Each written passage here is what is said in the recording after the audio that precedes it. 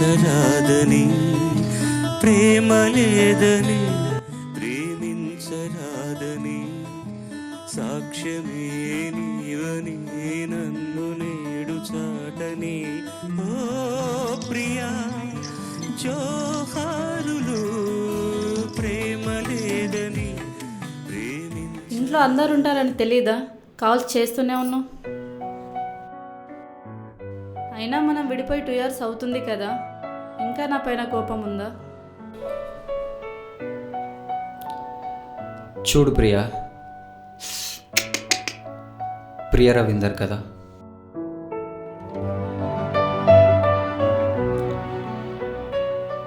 నీకు గుర్తుందో లేదో ప్రియా, నువ్వు నాకు పరిచయమైన కొత్తలో నువ్వు నాతో ఒక మాట అనేదానివి. అప్పటికీ మన మధ్య ఈ ప్రేమ కూడా లేదు.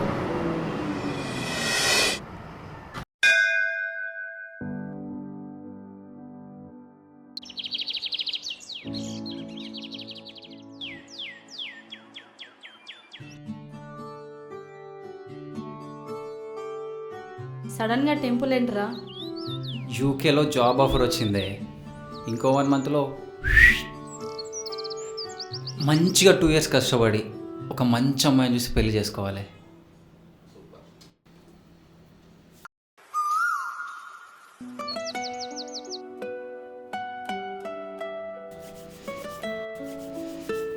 ఏమైంది?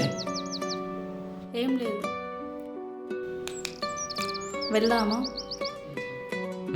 పద.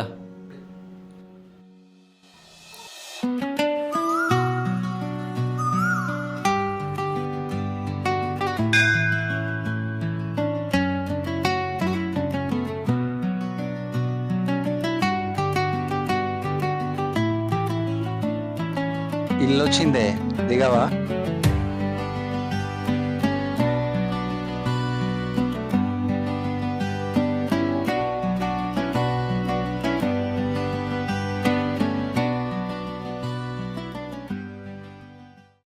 దర్శన్, ఏంటి?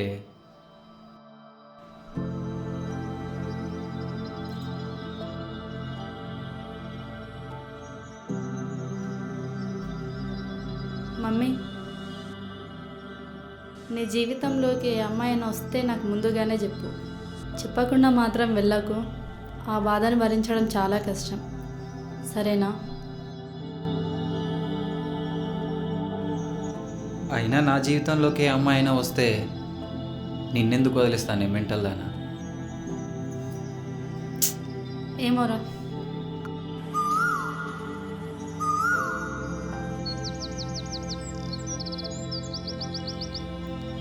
దిస్ ఈజ్ మై గిఫ్ట్, జాగ్రత్త.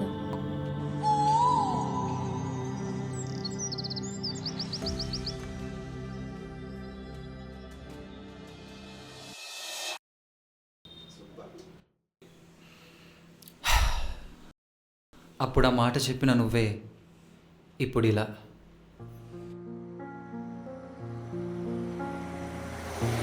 అయినా కోపం రావడానికి నువ్వు నా శత్రువి కావు, ప్రేమించడానికి ఇప్పుడు నువ్వు నా దానివి కావు.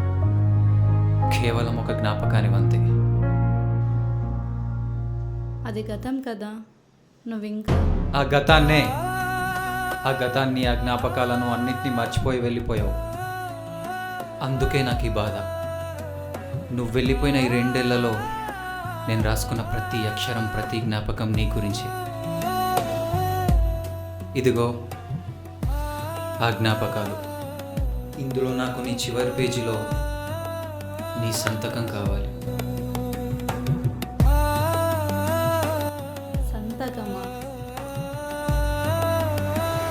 ఒక కథ మొదలవ్వడానికి ఇద్దరిష్టం కావాలి, కానీ ఆ కథ ముగిసిందని నమ్మడానికి ఒక సాక్ష్యం కావాలి. నువ్వు సంతకం చేస్తే ఈ పుస్తకం పూర్తవుతుంది, నా మనసులోని చాప్టర్ క్లోజ్ అవుతుంది.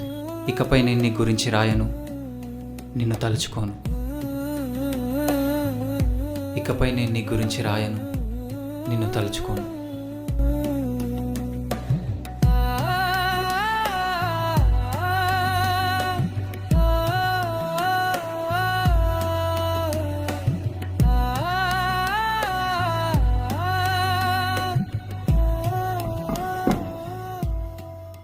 తరగని మాటే గుండెల్లో మిగిలే చెప్పని నువ్వు ఈ సంతకం చేసిన క్షణం నేను నిన్ను మర్చిపోయానని కాదు, నేను ఇంకా పూర్తిగా మర్చిపోవడానికి ప్రయత్నిస్తున్నానని అర్థం. జ్ఞాపకంలాగే నిలిచిపోయాను నువ్వు లేని దారిలోనే.